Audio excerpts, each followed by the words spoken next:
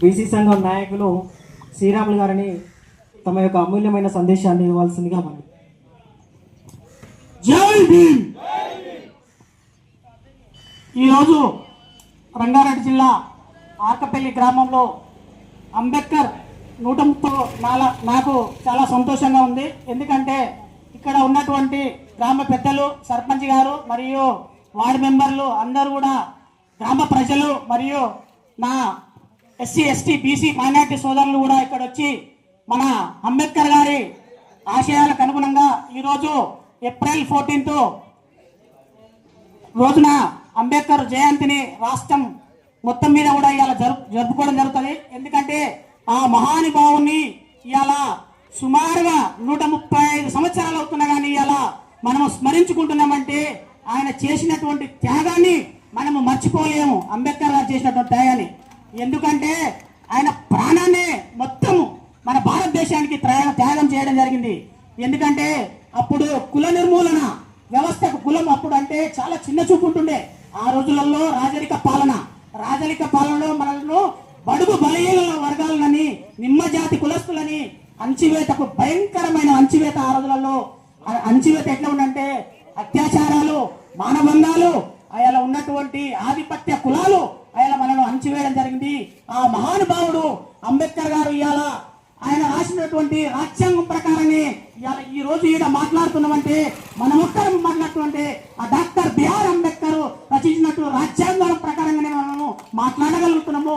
ఇలా ఒక సర్పంచ్ కావాలన్నా, ఒక ఎమ్మెల్యే కావాలన్నా, ఒక జడ్పీటీసీ కావాలన్నా, ఒక ముఖ్యమంత్రి కావాలన్నా, ఒక ప్రధానమంత్రి కావాలన్నా డాక్టర్ బిఆర్ అంబేద్కర్ రచించినటువంటి రాజ్యాంగం ప్రకారంగానే ప్రతి ఒక్కరూ ఆ రాజ్యాంగాన్ని గౌరవిస్తూ ఆ పదవులు పొందడం జరుగుతుంది. ఆ రాజ్యాంగం లేకపోతే ఏది మనకు రాజ్యాంగం అనేది బ్రిటిష్ కాలంలో బ్రిటిష్ రచించినటువంటి రాజ్యాంగం ఉంటుండే.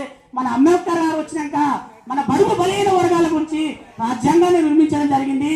కాబట్టి ఇవాళ తెలంగాణ రాష్ట్రం వచ్చిందంటే రాజ్యాంగం ఆర్టికల్ 3 ప్రకారమే మనకు భారత రాజ్యాంగం ప్రకారమే రావడం జరిగింది.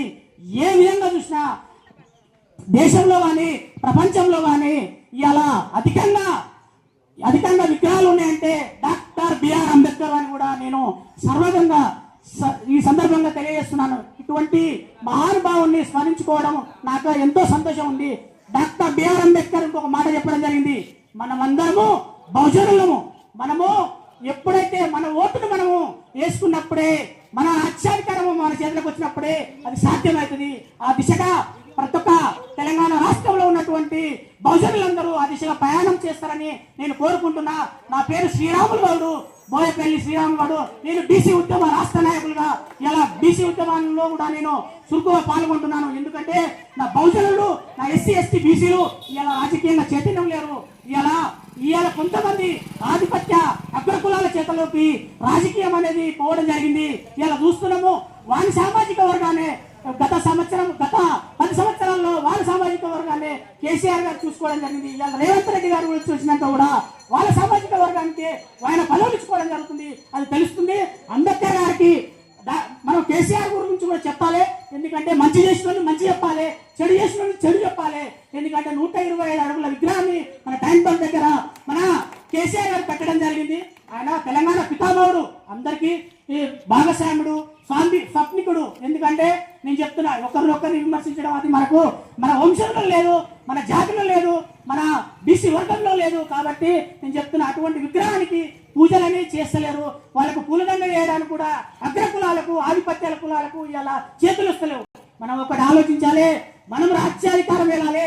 1 లక్ష జనాభా ఉన్నటువంటి వాళ్ళు ఇలా 19 మంది, సుమారుగా 13 మంది ఎమ్మెల్యేలు అవుతున్నారు.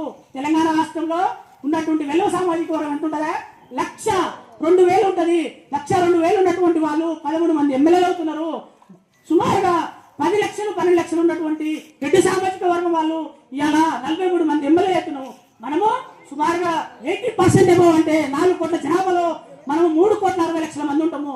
మనం ఎమ్మెల్యేలు కావాలి, అప్పుడు ఎంపీలను కావాలి. అప్పుడు మనకు రాజ్యాధికారం వస్తే మన అంబేద్కర్ చెప్పినటువంటి ఆశయాలు మనం నెరవేర్చుకోగలుగుతాము.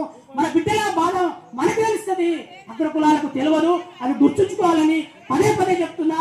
నేను మన బిడ్డలకు మనం రాజ్యాధికారం సాధించుకున్నప్పుడు మన బిడ్డలకు ఏం చేయాలి, ఇట్లా నిధులు కేటాయించాలి, ఇలా మనకు నిధులు కానీ కేటాయిస్తూ కానీ ఖర్చు పెడతలేరు, మన సొమ్ము మొత్తం సర్వం దోసుకోవడం జరుగుతుంది. అగ్ర కులస్తులు ఆధిపత్య కులాలు ఇలా చేస్తున్నాయి. కాబట్టి నేను పదే పదే చెప్తున్నా, మీరందరూ చైతన్యం కావాలి. మన ఓటు మనం వేసుకోవాలి. మనము ఊర్లో సుమారుగా లేదు కానీ 2000 మంది ఉంటాము. బీసీలు కానీ, ఎస్సీలు కానీ, ఎస్టీలు కానీ, మైనార్టీలు కానీ ఒక పిడికిల మంది ఉన్నటువంటి వాళ్ళకు మనం ఓట్లేసి ఇలా రాజ్యాధికారాన్ని ఎక్కడ కానీ తెలంగాణ రాష్ట్రంలో మొత్తంగా అదే విధంగా జరుగుతుంది. అటువంటి జరగకుండా చూడాలని నేను పదే పదే కోరుతున్నా. జై బీసీ, బహుజనుల ఐక్యత.